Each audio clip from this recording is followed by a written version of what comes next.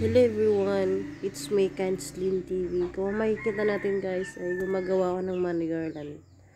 Ayan, di ko na pinakita yung process ng pagdudugtong ng plastic. Plastic po yung gamit ko kasi maganda tingnan kaysa doon sa plastic ng pang ice water. Pero pwede naman din yun, diskarte lang yan.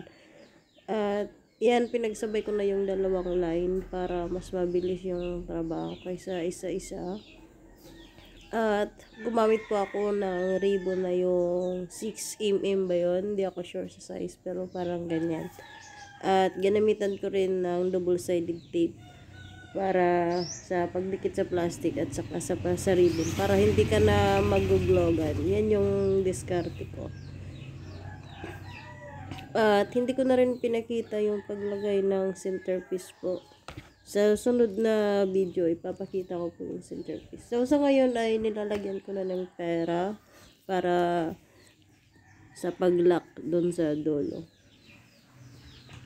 Ayan. Wala po akong mga bagong 20 kasi alam naman, ang hirap hanapin ng 20 ngayon kasi madalas coins. So, yan na lang yung nilalagay ko. Kaya, pahirapan minsan kasi yung malambot talaga. Mahirap ipasok. Tapos yan, nakikita natin. Inisa-isa ko talaga at inarrange ko. Baka kasi pagdating sa harap, baliktad-baliktad pala. Kaya kailangan i-arrange mo talaga yung hitsura ng pera. Kung tao lahat ay nasa harap, yun dapat ganun lahat. Yan, hanggang sa natapos na po. At ngayon ay ilalako na yung dulo. Nag-cut lang ako ng yung kasing sukat ng lapat ng plastic. Tapos lagyan ko po ng double-sided tape para isahan lang paglagay.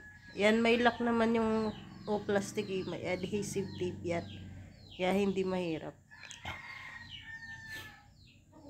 Yan, makikita natin. Yan, nilagay ko na yung tape at saka nilagyan ko ulit ng double-sided yung ribbon para sa lock na talaga. Yan, yung makikita natin ay ganun din sa kabilang dulo yung ginawa ko. Shoutout nga pala sa mga followers ko dyan o non-followers na nanonood. Salamat po sa mga magsishare ng video ko. And please follow po or subscribe sa aking YouTube channel. Yung YouTube channel ko po ay Kanslin TV po.